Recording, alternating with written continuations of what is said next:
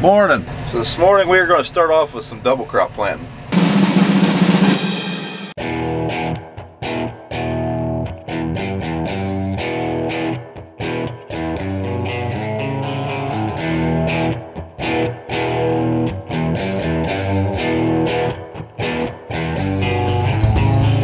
So just had a visit from, oh, we're getting beeped up. Why are we getting beeped up? Out of here. Just had a visit from Dr. Watson. He's checking out some stuff on Dad's combine, got his GPS fixed up bright and early this morning. So Dad's been steering by hand, living that old school lifestyle, and he's ready to not have to steer by hand anymore. But while we're still waiting this morning for everybody to get back from trucking, we're gonna go plant for, we'll probably get a plant for an hour or so. It's 9 o'clock. Once everybody gets back, we should be able to start fairly early. There's not a lot to do on, I'd say, 10:30 or so, we'll be rolling. So I'm showing on the blockage monitor that we have a row unit plugged up. That doesn't happen often, so I'm curious what that could be. I'll walk out here and check. I did turn my vacuum down, so maybe that's it, or maybe, yeah, we're definitely not flowing any air. Let's see what happens when we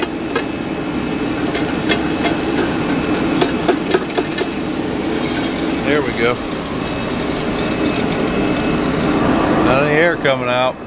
I turned my vacuum down, that might have been a mistake. All right, we're unplugged, I think. So I dropped my fan down quite a bit, taking some advice on the internet, and it bit me in the butt. So I dropped my fan down to 3,200 RPMs, just trying to keep from blowing seed out of the trench, and well, we plugged. So I'm gonna leave it where I've had it, 35, 3,600. That seems to be where we don't plug up. I'm talking about RPMs on my fan.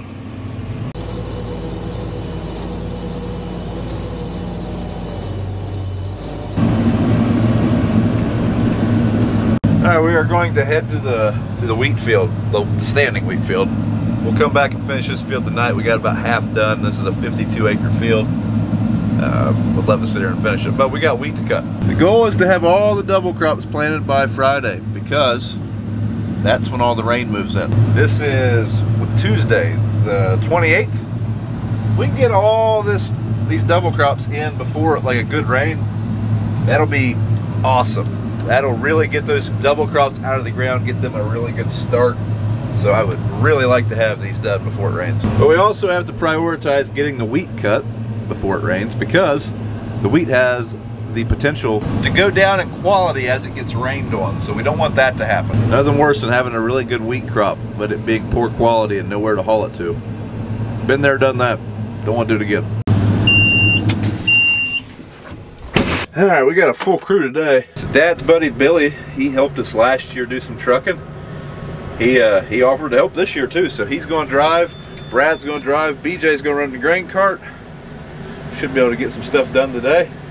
Dad told me he discovered that the belt on the Gleaner, on the draper, had jumped and was off tracking. They got that fixed, but something we got to watch today, I guess. I'm gonna go ahead and make a couple rounds. Dad's taking the Thunder Creek back to home base, I guess, and go ahead and get started.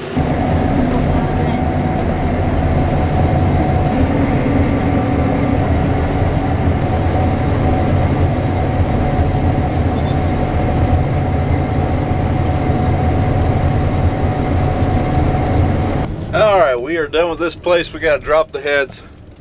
We are moving. We're not moving far, and if it wasn't for a 4-lane highway, we wouldn't even have to take the heads off, but there is a 4-lane highway there, and we do have to take the heads off.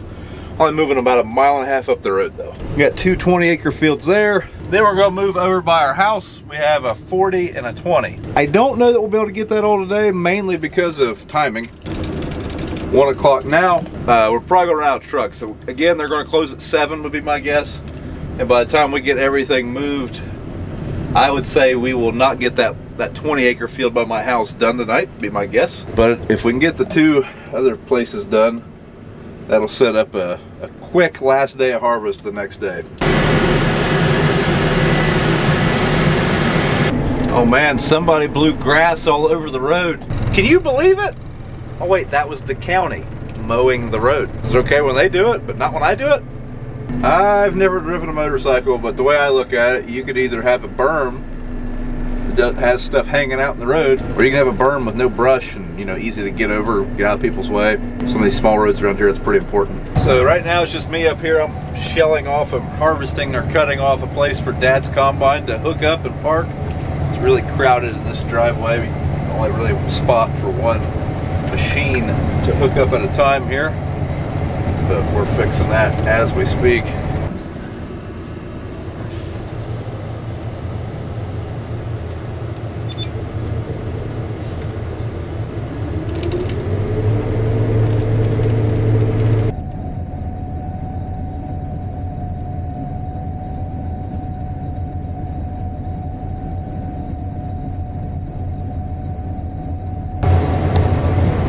Dad's having some issues. Now we know we have a belt on that combine that is very close to breaking.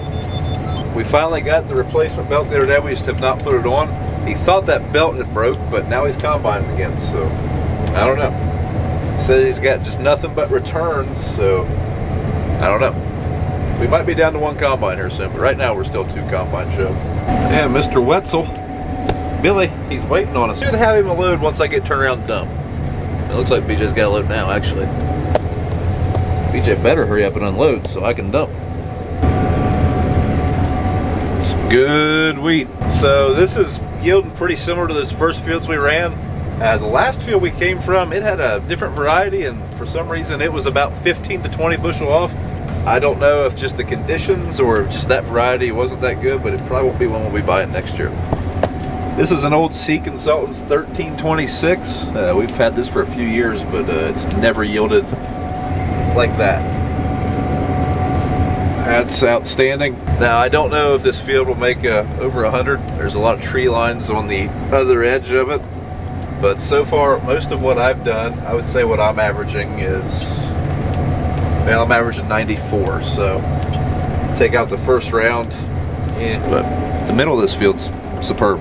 So in this sprayer track, you can see there's a pretty wide track of wheat mist, and this is where Dad ran his floaters tires probably a little longer than we should have. But even in here, we're still making 119, maybe a couple bushel loss, maybe. It's really hard to even tell because it's just so close to what it was the pass before. I always kind of wondered, you know, you're losing that much wheat, you'd think you'd be seeing that loss on the monitor, and really not something you're going to look at that yield map and see exactly where that pass was. Maybe if we had a 20-foot head instead of a 40-foot head, but you're not really going to see that in your pass-to-pass map. Like,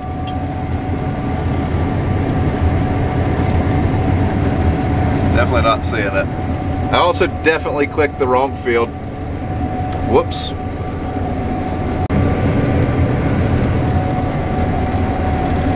Don't want to touch the tips. It's never a good day.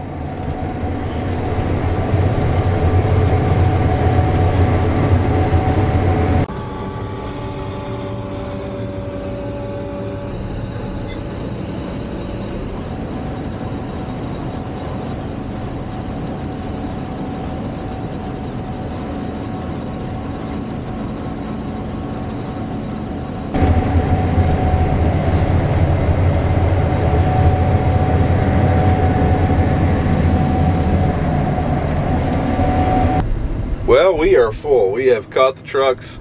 Both combines are completely full. Grain cart's completely full. We basically have 2,000 bushels sitting here on wheels waiting on semis. We have about 6-7 acres left here, and then we got to move. Now, when we move, they'll probably catch back up or get kind of caught back up. It's 3:30. We're making pretty good timing, but by the time we finish this and get moved, we'll probably be getting near that 5 o'clock mark, be my guess. My one draper belt on the head keeps tracking over too far. I'll take a look at that. It's eventually going to destroy that belt, so I like to adjust it. What's happening is it's sliding up against the back of the machine for some reason. Kind of a chintzy feeling belt. Got a screwdriver. How'd you guys get it down? Well, we had a screwdriver stuck in there. You got a screwdriver? Yeah, no luck on fixing it. Truck's back though, back to combining. Hopefully that'll hold together and we can address that once wheat's over. Definitely not liking the way it's wearing.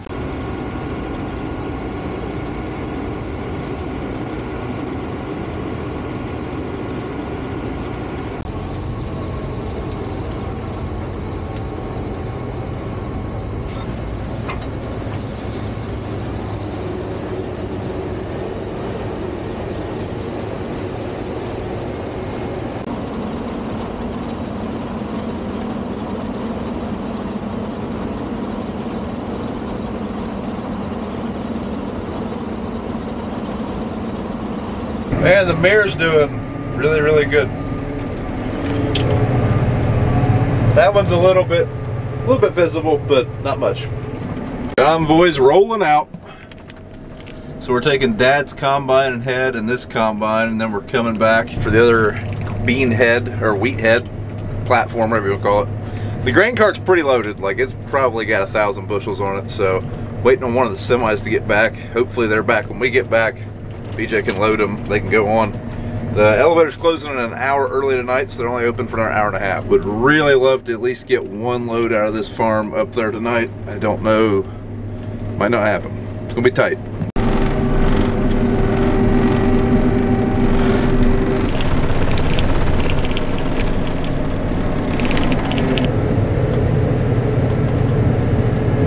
I think they're straight ahead, I think, up on the hill there. Jared, look down there and I'll make a place you can put the head up in the field.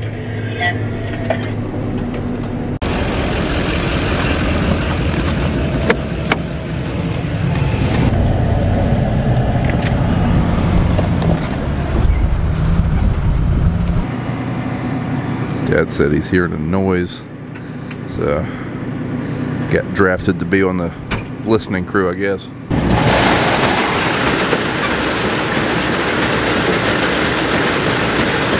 To me, it sounds the same as always. There's always a lot of noise in the feeder house with them combines. So we are down to 100 acres of wheat, very close to the finish line. Load everything up tonight. I don't know if we'll get any more trucks or not. Hopefully we can get one more, but I don't know. So we're gonna run with Dad here for a little bit, but here soon I'm gonna break off and I'm gonna go plant some more beans. We're not gonna get any more trucks in. The guys aren't gonna make it back in time. The elevator closes in 20 minutes. They would have had to have left about 10 minutes ago to have a chance of making it up there before they close. So basically, we're going to be done with one combine or two combines tonight, all we can do. So might as well go get some more beans in the ground here soon. Everybody always asks when BJ's going to get his big day. Today's the day. Today's the day. It's like a party.